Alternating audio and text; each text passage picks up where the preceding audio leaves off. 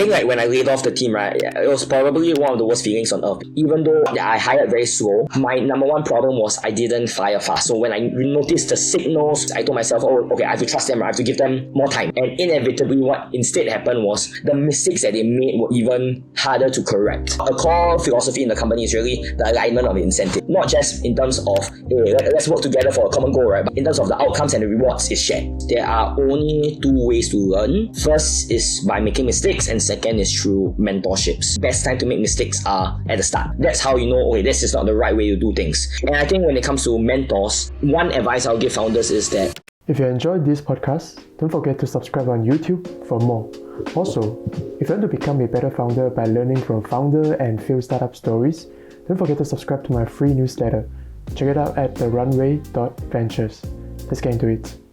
Hey Evan, thank you so much for being here and welcome to the podcast, man. Yep, very excited to be here. Been waiting for this for a long time. It's my honor to have you as well because I've been following your journey. Super excited to have you to share more about how you built Zenith. So for those who don't know, Evan Heng is the founder and CEO of Zenith Learning Group, the Singapore-based company in education and even EdTech space. Maybe you can share more later. But really to kickstart this, right, could you maybe share more about your background, your founder's journey, or even your full journey of building Zenith? Yeah, so hi everyone, my name's Evan. I'm the founder and CEO of Zenith. So I started the company in 2019 and I've been in the industry for a bit longer than that, so since 2017. So this is coming to like my 10th year in the education industry. So I was a solo founder per se when I first started the company. We've been running for the last few years and built it up to be the largest education company in the pre-university market in Singapore today. Around 25% of all students in junior colleges in Singapore actually come to Zenith for lessons, and even more come for secondary school and primary school programs as well.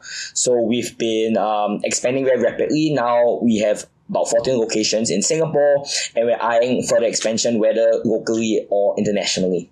Awesome. Just curious, what would be your next market if you were to expand like overseas? Very interested in Vietnam. I think that at least in terms of a lot of the characteristics of the population there, in terms of like decision making and consumer habits and purchasing power and how they allocate their monies, is a bit more similar to Singapore, even though absolute GDP isn't as high on average. But I do think that the market there is actually quite favorable, and there's a lot of education companies actually thriving there right now. Got it. But before that, maybe let's wind back to all the very beginning there, because I saw that you actually started this tutoring before Zenith. You actually started tutoring as a side hustle to you. But I've seen a lot of part-time tutors, right, or even full-time tutors, but very few of them actually turned that into a company like you with so many different tuition centers in Singapore. Like, what did you do differently back then in your early days that you wanted to make this a real business and eventually become Zenith like it is today, instead of just a teacher? Yeah. Got it. So a bit of the background was I got into teaching by accident. So I started tutoring a lot of my peers while I was in junior college in 2016. I found that it was something that I enjoyed. And just so happens after I finished my junior college in 2016, so 2017 I was supposed to go into army. What happened was I tore my hamstring. So I was supposed to enlist in January into the commandos. But because of that, I actually had to defer and I only enlisted in July because I down PES, and when you down PES, they postpone your enlistment. So I had 6 months, nothing to do, so I thought, okay, maybe just tutor for fun. So I started tutoring a lot of my juniors, basically just to pass the time. And I guess another thing was I actually applied and got accepted into all of the top London universities. It was a dream since young for me to actually go there to study. But I don't come from a super well family, so I come from a middle income family. Could support me through a local education, but not so much overseas education. So I knew that if I wanted to go to London, I had to save up the money myself or take a loan. So while I was in army, what happened was I would come out every single day. I was a stay out vocation, right? I would do like 1-to-1 or small group tutoring at 7 to 9 p.m. Weekends, just be teaching a lot with the goal of saving up at least half of my overseas university tuition fees by the time I ORD'd in May 2019. But somehow things went very well, and by the time I ORD'd in May, I actually saved up the full amount. But at that particular point, I was at a crossroads, right? Should I go? Should I stay in Singapore? And I guess I decided to stay in Singapore primarily because of three reasons. I think number one, I already knew that in the long term, I wanted to do something very impactful. And in terms of a job, this job was giving me everything I ever could want, which was high impact, good work-life balance, something that I actually enjoyed, and at the same time, of course, it paid very, very well. So that was one of the considerations. And I think another one was really the fact that I had a lot of students already. So I decided, okay, it's a bit messed up if I have like 60 kids and suddenly in the middle of the year, I abandon them per se to go study in the UK. And last but not least, and I think this is probably the most important one, right? It was the fear of regret. Because if I stay in Singapore and things doesn't turn out well, I could just always go back to the UK. But then if I go to the UK, I would have never known how Singapore could turn out. So I guess very young me was somewhat wise, and I chose to go with the very reversible decision. But going back to answering your question, right, I also knew that if I stayed in Singapore, I didn't just want to be like a full-time tutor, just one person all the way, right? So I always knew that I wanted to build something big. I wanted to multiply my own impact by multiplying myself. Because I knew that if I could find the best teachers, install them with the right methodology or the right kind of philosophy towards teaching, I think I could have actually gotten a much bigger impact as compared to a single tutor. So if I was teaching still right now, only 200 students, maybe I can teach every year, but because I'm able to multiply myself through the number of tutors I have, my impact is much bigger. So I knew that, okay, I wanted a larger impact, and at the same time, if I stay in Singapore, I cannot just be doing it for a normal outcome. Because I'm taking a risk, I'm taking a gamble, I have to do it for a kind of outcome. So I think that's why even since day one, I still remember, even though I was just one tutor, I actually got a center, so I got the real estate to open 3 classrooms. So even though I haven't hired anyone else yet, I already got the classrooms with the intention of hiring other people in order to scale the business through having more tutors. Wow, this is so inspiring, man. Like, how do you scale yourself? Because going from a single tutor like you yourself teaching, right, to hiring a team, building a system so that you can delegate to others so that you don't burn yourself out and all this, right?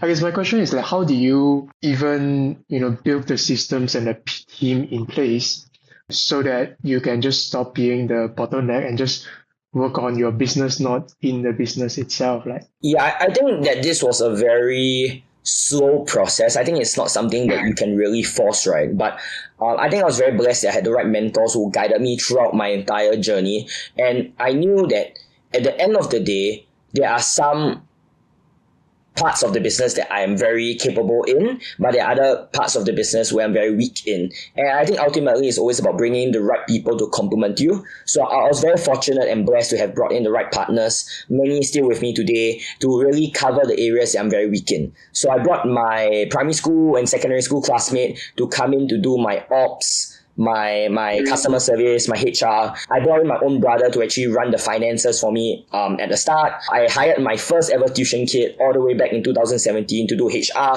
So it's really just relying on friends who I already know are capable and have the right skill sets based on their own maybe university background or jobs that they worked in to really complement me. And I think I relied on a lot of them to really just be very hyper-focused on that one particular niche within the company to develop the systems and processes that ultimately allows us to operate on such a large scale, even though the size of our team is actually relatively small. How big is your team now? Currently we are over 100 employees. I think exact full-time count probably about 130, 140. Wow. And do you have like a framework to like manage so many people, tutors or your management and all this? Yeah, I think I follow a very laissez-faire style of leadership where I give a lot of trust in the employees within the company. So I think the philosophy is very simple. If I hire you, I have to trust you. So if I hire someone I don't trust, then why am I hiring them to begin with, right? So every single time I hire someone, I set very clear OKRs, I give them the right direction, and I give them full ownership of the execution of the task. So a lot of them are, in a way, P&L leaders of their own departments. They are taking full responsibilities for all the actions and the outcomes within their own divisions. And I think ultimately it's up to me to manage that. Okay, even though I give them full autonomy, I also give them the right direction. And I'm a very firm believer that there's only three reasons why people fail. Either they don't have the right skills, either they don't have the right motivation, or they don't have the right direction. So I know that the people I bring in, I already put in a lot of time and effort and use the philosophy of hire slow and fire fast in order to ensure that they have the right skills and they're motivated. So it's up to me to actually make sure that I give them the right direction and really provide the right support system to ensure they succeed. And how do you hire the right people? I mean, you hire and fire, right? But over the time, as you iterate, how do you increase your chances of hiring the right people in place, I guess? Yeah. Yeah, I think the interesting thing about our company is that if I were to look at our first 50 hires, so from teachers to back-end staff, I would think that 95% word of mouth. So it's introduced by friends. And it's very similar to a relationship, right? Where if you, let's just say your friend is introducing you to their friend, they are a layer of filter where they already know what I'm looking for exactly. They know, okay, I'm only going to introduce people I trust, people I respect, people that I know are capable in order to work with you. So I think, of course, we had the right pull factors to attract a lot of people to apply in, but at the same time, I think I spent a lot of my early years networking, meeting the right people, and I think through that, I made a lot of connections that suddenly, like years down the road, someone that I talked to like 4 years ago, university that I maybe followed on Instagram and never talked to again, suddenly they are looking for a job and I say, hey, like, remember I did a project with them,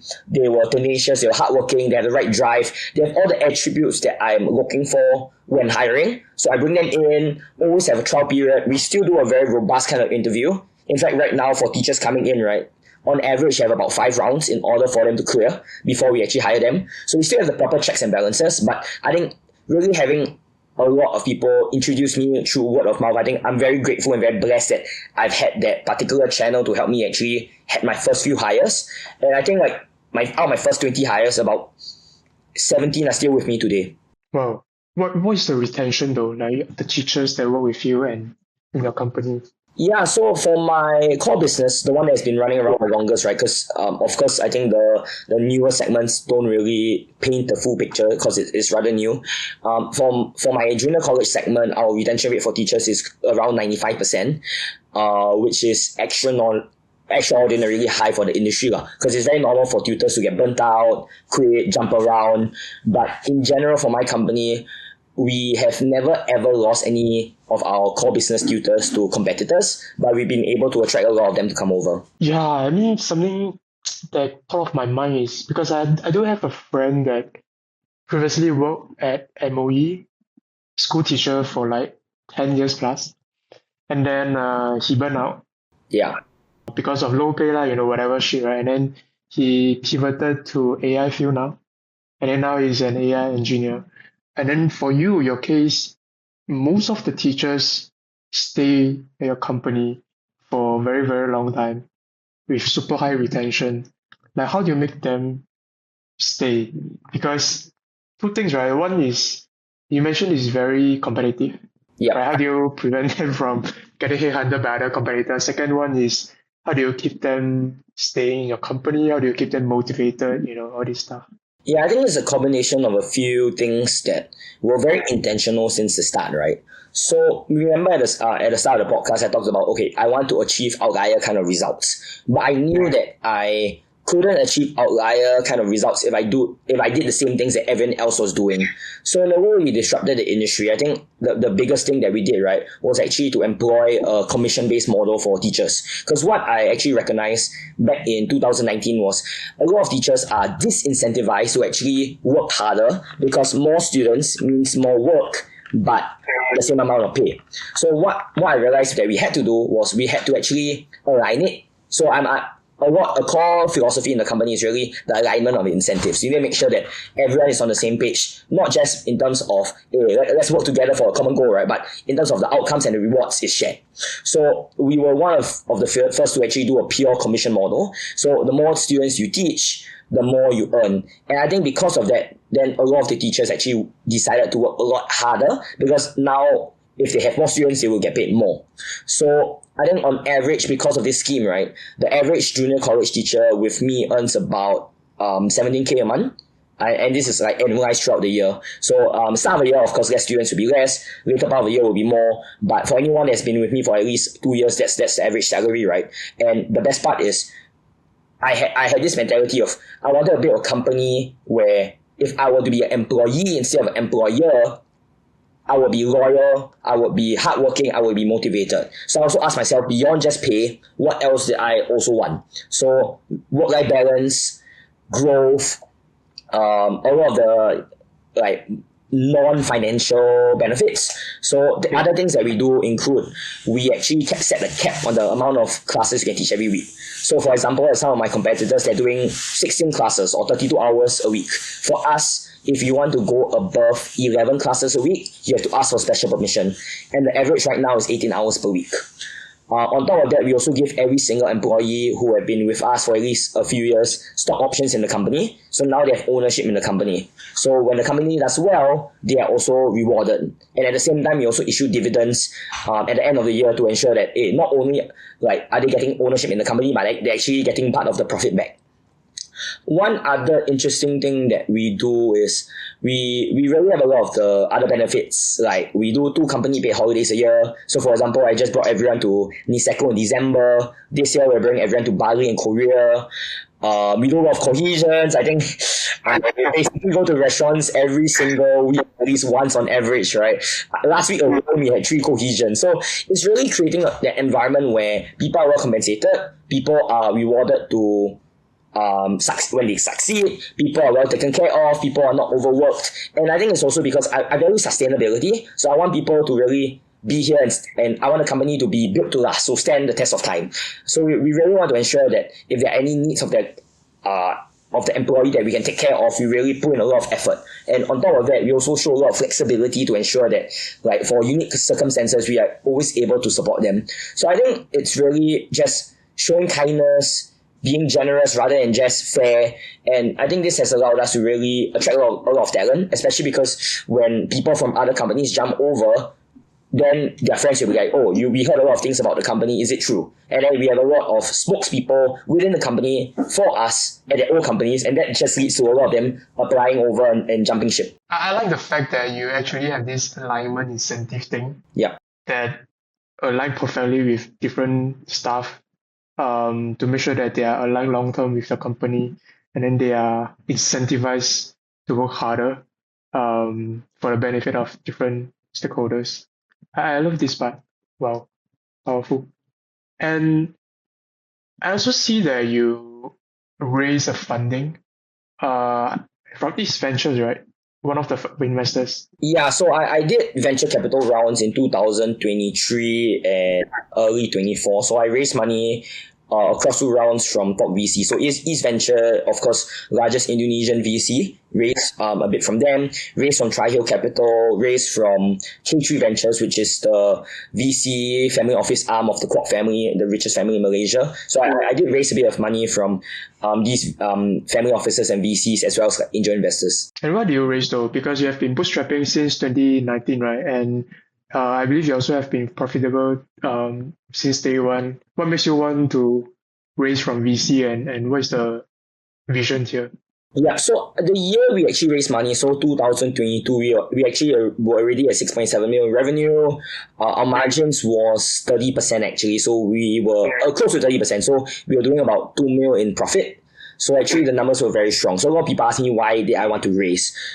So back then actually, of course, COVID hit and we shifted to a more online learning kind of world. And EdTech was the trend back then. So I was always very fascinated in terms of doing a hybrid kind of model because the benefit of online is that it's 24/7. It's affordable, it's accessible, it's adaptable. You can take the data, do adaptive learning. So there were a lot of upsides and I wanted to use it to complement the offline product. But of course, coming from a more traditional background, I felt that if I were to raise VC money, what this would enable me to do was a few things. I think number one, it made it a lot easier to hire like software engineers, product managers, attract them to jump over because now that we are a VC-backed startup per se, suddenly they have that entire goal of, okay, the stock options will be worth a lot, we can grow and learn in the company. And then number two, overseas expansion. So I think based on the names that I previously mentioned, right, these are very big players in the regional market that I have no experience in. And what I've learned is that when it comes to overseas expansion, you can have the best product and you can have the best marketing and you can have the best team, but if you don't know the right people and you don't know how to open the right doors, you might not be able to succeed. So I also wanted to ensure that I had the right people backing us in order to ensure that if we were to ever go into those markets, things would go well. And then last but not least, I think having the VCs there as mentors, that really helped me a lot. So they help put a lot of different frameworks and systems in place, ensuring that, okay, there's a lot more financial accountability, but not in terms of like putting pressure on us, but helping us to think the right way and guide us down the right path. So these were some of the main considerations. So I didn't raise a very big round. I think we always wanted to ensure that equity was kept somewhat undiluted. So I actually had term sheets from other very notable and large VCs, which I turned down because I felt that I would be raising way more money than I needed and wouldn't know what to do with it since we are profitable. And hence, we actually went with these investors because we felt that they were the most aligned in terms of the direction the company wanted to go, as well as the fact that we didn't have to dilute too much in terms of equity. Right. Will you eventually get listed in Singapore here, or like what is the I think the moment you do IPO, suddenly you have to show everything within the company to the public, right? Which I mean, I think that we are quite open book in terms of our strategies and how we operate, but I'm a much more bigger fan of keeping it private or maybe eventually looking at a PE partnership. So over this course of 10 years, this 10-year mark, right, this year, that you have been running Zenith, is there a toughest moment in your entire journey? You know, maybe a team decision or near-death experience that you haven't actually talked about publicly before? Yeah, so I would say that there were two very painful moments for me. I think the first one was back in 2019 when I first started the company. I actually had a co-founder for 2 months. So the background story was he and I both applied to go to the UK, and both of us got into the schools that we wanted. So originally the plan was we go together. Then of course suddenly plans changed. We both decided to stay in Singapore. So we said, okay, let's open it together. And then suddenly in, I think it was July of that year, he suddenly told me that he decided to go. So suddenly from having a co-founder, I became a solo founder, and it was tough. I think starting a big business, taking such a big risk, especially because when I first opened my first center, it was $10,000 a month in rent. That was before any other cost. And for a fresh ORD kid, not even year one university, doing 10K a month of rent on your business is borderline insane. So I think that was a very big moment for me, and I was very desperate to find help. So luckily I met like 3 people who actually supported me. So one was my own brother who came here to do the ops and finance. Another one was a guy who is now my head of math, right? So I met him through someone I met in university orientation camp, and I've been working with him ever since. And last but not least is actually one of my top tutors who came in to actually be a teacher. So yeah, I think I was very blessed to meet the right people who actually allowed us to survive. But yeah, I think that was definitely very painful, being all alone, feeling very lonely, thinking that I don't have any support. But I think ultimately, like, one door closes, but another door opens. And I think that's why I treat failure as it's not really something that is the end of the road per se, but it's more like you learn the lessons to build you stronger down the road, and it gets you to the right path that you're always meant to go on. So I think that was the first painful one. And I think another very notable one was, as much as we mentioned that we raised money to do EdTech, I think, as you know, the entire EdTech landscape in Southeast Asia, as well as like India, like everything just crashed. I think the moment COVID somewhat ended, we thought that we will be in a new norm where it's a hybridized learning model, online plus offline. But what we realized is that everyone still wants offline education because it's a lot more engaging, it's a lot more tried, tested, proven, and effective. Parents want someone there physically to be a babysitter for their kid. So there's a lot of different reasons why, but I think what we realized is that we can sink in a lot of money to EdTech, and I do think that we built a very good product. But if the market isn't interested in it, if the market isn't willing to pay, it doesn't matter how good your product it is not going to work. So I made the very painful decision to actually do layoffs.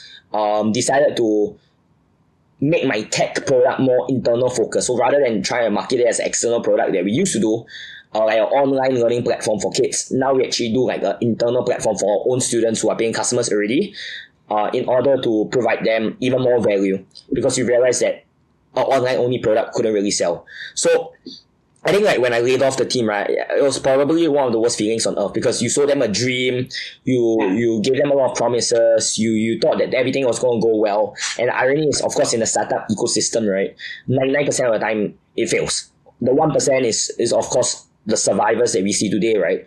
But I think no one really talks about how hard it is to really let go of these people, especially because I made friends with a lot of them, and I think a lot of them worked very hard, and we really did whatever we could. And if you ask me if I were to go back in time, was there anything we could have done differently to find success? My honest answer is no, because it's just not what the market needed or wanted at that time.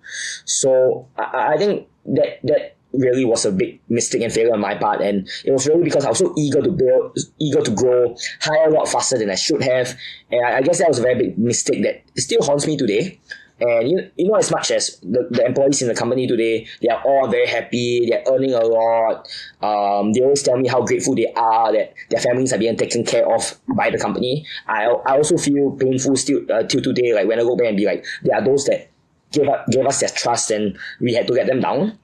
And yeah, so I think that's a lesson that I carry with me even till today, that at the end of the day, like, as much as I am eager to grow, we need to make sure that we hire wisely, don't try to do things too fast and try to burn our way to success. I think right now it has taught us a lot more financial discipline and how to build the company in the right way that can truly stand the test of time. Well, you mentioned a few things here. Hiring too fast or growing too fast, and also expanding too fast. Like, if you were to probably summarize them into, say, two biggest mistakes, of you building Zenith, what would these two biggest mistakes? Yeah. Okay, so I would say that it was smooth sailing all the way until 2023. So everything was going well. In fact, like my mentors always tell me, Evan, you had it easy, or you had it lucky, where it was just grow, no setbacks. And then only when we did the EdTech, then there was a lot of setbacks, because we spent a lot of money building a team. I think at the peak, I had about like 15 people in my tech team. Yeah, I had animators, I had teachers. It was a very big team. I think total size was like about 40.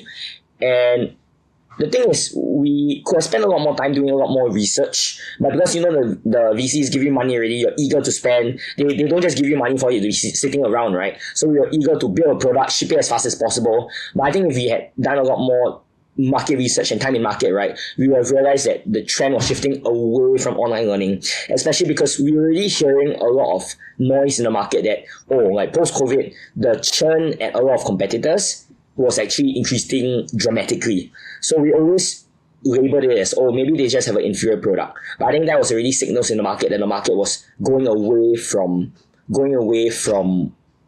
like online learning. So I think it was just the fact that I wanted to build a very good product. So we spent very long building, ensuring that when we launch, you had a fantastic product. Because I was scared. Imagine like I only have one feature, online lessons, and like everyone else can do that, right? So I really wanted a very comprehensive product. You had online recorded lessons by teachers, you had question banks, you had educational games, you had AI tutors, you had a full suite of EdTech features. So that's the product we had at launch. In hindsight, because we spent so much time building and we spent so much time burning, when we launch and things didn't take off, then we crashed hard. But then if I had actually maybe done it in a more traditional startup kind of way, like launch with something simple, user feedback, reiterate, I could have even learned that actually, even though I have a very small team building this product, right, the market's not really very interested in it. Hence, I could have like cut costs earlier, maybe pivoted faster. But because I was so eager to build something big and launch with a bang, I think that was one of the major mistakes that I made. Yeah. So very painful lesson that I learned. And I think second mistake, right, is that as much as I've been very, very blessed to get hired the right people, I think that, sometimes when you hire too quickly, you are going to start to have to diminish the quality of your hires, because talent is a scarce resource that every company is trying to fight for. So I think when I was trying to scale the company, especially because now we have so many different products in different segments, I was very eager that, okay, I just want to bring in the right people. And what happened was, even though I thought that I hired very slow, my number one problem was I didn't fire fast. So when I noticed the signals, when I noticed like all the early warning signs, I told myself, oh, okay, I have to trust them. I have to give them more time. I have to give them more trust. And inevitably, what instead happened was, they set the wrong culture, they built the wrong systems, and the mistakes that they made were even harder to correct. And so even though I let them go, I feel like at the right time, or as fast as I could have, I feel that if I was a bit more cutthroat, if I was a bit more disciplined in myself, I could have actually let people go a lot faster, and that would have saved me a lot of time, saved me a lot of money, and would have allowed me to reset faster. So I think it's very important to, I preach about that, the entire philosophy of hire slow, fire fast, but I do think that, like, as painful as it is to fire fast, it's something that you need to force yourself to do, and the future you will reward you for it. It's really hard, right? Like, Yeah. you know someone that doesn't fit your company. Okay, by the way, before that, right, how do you have the awareness, or I don't know, maybe you have a metric to gauge? How do you have the awareness to know that this person doesn't fit your company and that you have to fire this person? Do you follow certain, because you set an OKR before that, because the person didn't achieve the OKR, therefore you fire them? Like, how does it work? Yeah, I think it's a mixture of very quantitative and qualitative kind of aspects, right? I think quantitative is, the truth is always in the numbers, right? If your task is to bring in volume, but there's no volume being created despite you spending a lot of money, then you're just not, you're failing in your execution lah. So you can bring it on the market, or I can bring it on you. Either way, I think we're always very outcome oriented. It's really going to be, it's the greatest success metric, right? Whether there's results or not. Because if there's no results, you can talk all you want, but there's no results. Whereas if there's results, you can say nothing, and I'm still going to trust you. So I do think that when we always make decisions based on a mixture of like data backed with gut feel. So we already knew, okay, this guy maybe is full of shit, a lot of fluff, give a lot of excuses, but on top of that, the data pointed to the opposite of what he's saying. I think these are the very early indication signs for us to know that, okay, maybe it's not the right fit, and it's better for us to let him go now and restart, even though that would mean maybe in the short term, there's no one really doing the role. Tough game, bro. Yeah, very tough game. I mean, throughout this journey, right, let's do a simple exercise. If you could go back to talk to your younger Evan, who started Zenith in 2019, what will you tell him? I would tell him to enjoy the process a lot more. So not really conventional business advice, but I think the entire first 4 or 5 years of building a company, I was just so focused on the outcome. But the irony is, now that I have all the outcome, I think if I were to let my 2019 self look at where I am today, I would have surpassed every single expectation I had of myself back then.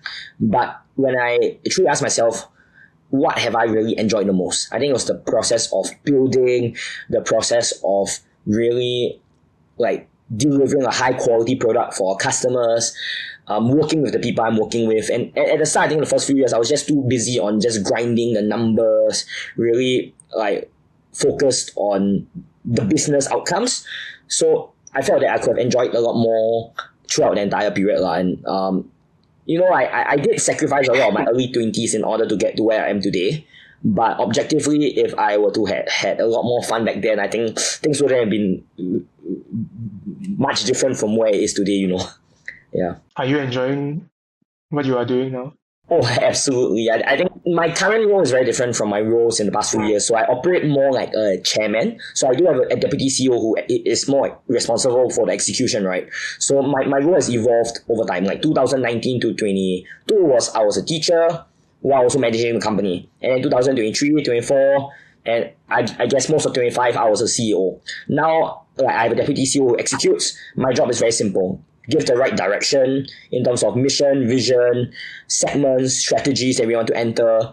I do key hiring and management of the key hires. And lastly, is about the P&L. So doing like the proper forecasting, budgeting, investor relations. So that's what my job comprises of right now. And honestly, I'm very blessed. I get to meet the craziest people, like really people that I would have never been able to meet if I was in any other job. CEOs, founders, C-suite, people that are way more experienced or richer than me, right? And I think I'm very grateful to be in the position I am today, and I'm really enjoying how much I'm able to grow by being in a position to make big decisions as well as to learn from these kind of people that I get to meet on a very frequent basis. Right.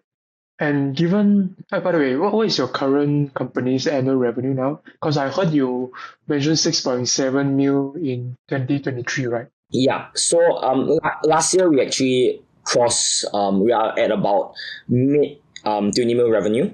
And this year we're hoping to cross the 30 mil revenue mark. Crazy, man. Yeah. Freaking crazy. Yeah. Given what you know now, like what would you do differently if you could start Zenith all over again? Would you do the same or would you do something differently? I always joke, I think I pay my teachers too much. Maybe lower commission rate. A lot of them will join me anyway. Really? Yeah, Okay. you know, like when you set the bar so high, then you're like, shit, like my thing is I'm never gonna reduce it. You know, so but it's so high. So actually margins is like there's only so much margins I can do, especially with the early tutors, right? But okay, that's a joke. I think, you know, I think it's good to reward people who work hard, and I think the biggest blessing I have right now is seeing like all of them buy their houses, buy their cars, really take care of their families, bring on like vacations on business class. It's mad lah.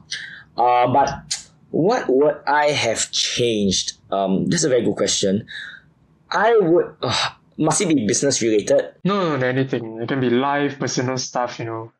Yeah. I think very similar to the previous point, right? It's about enjoying life a bit more. I think I sacrificed a lot in terms of love, in terms of health, in order to get to where I am today. And I still think that these sacrifices were important, but as much as, you know, there's always the argument of if you're a founder, your responsibility is all about the company, because you have a duty to your employees, your investors, so you should be grinding and working hard. And I guess, yes, that in terms of that rigor and intensity is important for success, right? But I don't think that being like 100% just fully focused on grinding is the way for you to be a successful company. I think it's very important to have a life outside of work.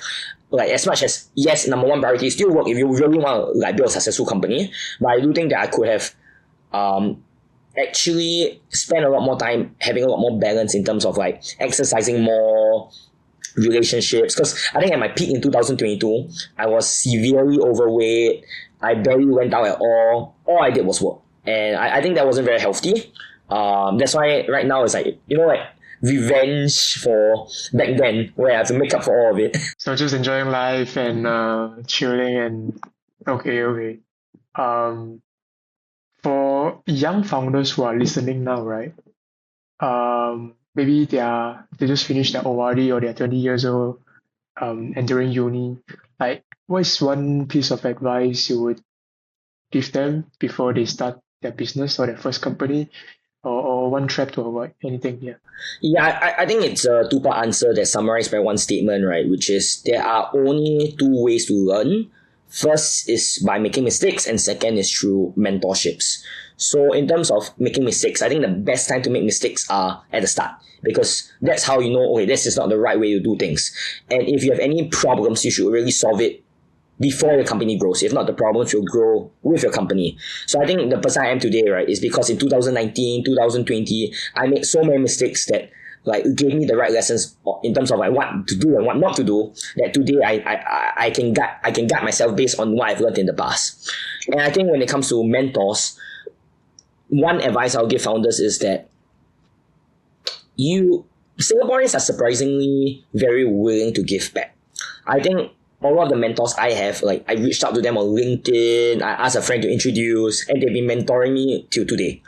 Like of course some of them have financial incentives such as like stock options, but I have other mentors who have no direct upside in terms of helping me. But I think it's because for their generation, someone helped them, and I think it's all about returning the favor, right? So now they're helping me. Even for me, I am mentoring other founders right now.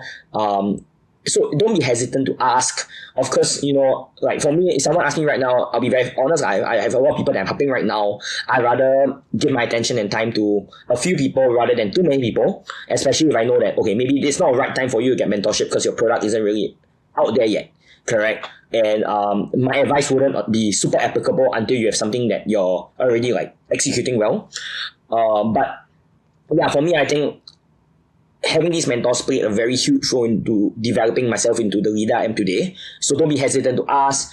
It's like, that very famous YC statement, right? It doesn't matter if you have like a 99 no's, all you need is like one yes, and the impact is the same. To double click on that, right? I love the mentorship part. So let's say someone find a mentor, and then how to keep the relationship going, because you found a mentor, right? And then, of course, you ask a question, you get some direction, and then that's it. But how do you keep the relationship between you and mentor going and engaging, that not just you getting value, right? You also somehow can provide some sort of value, things like that. How do you maintain that kind of connection and relationship over time? Okay, so I can cite maybe three different ways with three different mentors I do it, right? So one very famous mentor of mine, Jeremy Au, I think I reached out to him on LinkedIn. For his particular, the reason why I have an ongoing relationship with him is because his fund invested in me. So of course then you have that vested interest in helping me.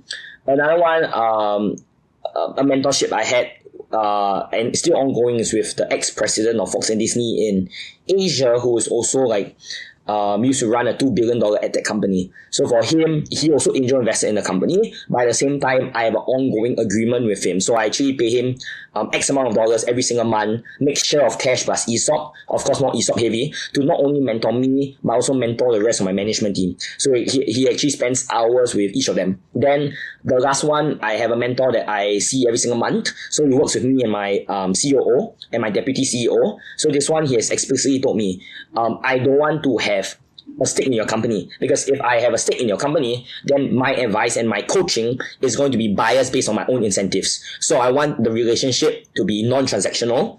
And so what I do is I give him a token fee. So a very small sum of money. And okay, it's not a small sum, but relative to what he earns, because used to run one of the biggest companies in Asia, now a leading CEO at a very, very well-known name that every Singaporean knows, right? But it's really it's a token sum compared to like, if I were to estimate how much he makes, I don't know, right? It's really very small. So I pay him like on a per session basis. And because of the fact that he doesn't have any equity in the company or have no upside other than the token fee, he's able to give me very objective advice. So these are the different mediums that I have in order to ensure like it's an ongoing relationship rather than like touch and go. I love how you are keeping both sides committed in some ways, so that you get a consistent mentorship and all this. Wow, interesting, man. Okay, love it. Cool. Thanks for sharing. So if someone want to find you online, or they want to ask you anything or follow up with anything, where should they reach out to you? I think LinkedIn is the best. And how can our listeners be helpful to you or useful to you? Wow. I think for me, I don't think it's a bad habit, but what I don't like to do is ask for help. I think for me, I don't like making it transactional in the sense that I have an ulterior motive for why I help people or why I do what I do. I think for me, my philosophy towards life is always just be kind to everyone, do without seeking anything in return. And I feel like it multiplies, even like with my first few students, even my employees, when I first started the company, right, I never thought about the money, I never thought about the upside. I always just thought about, okay, how do I provide value? So I don't think that I would like to ask for any help per se, but I mean, if anyone benefited from this and you think that there's a way that you could potentially help me, I think I'll love to listen. Awesome. Appreciate your time. Yeah, I learned so much. Thanks for sharing your exciting journey of building Zenith and all your insights and wisdom to the listeners. Really appreciate that. Yeah, that's it. Appreciate your time, man. No problem. Happy to have helped. All right. Catch you. Thank you. Thank you.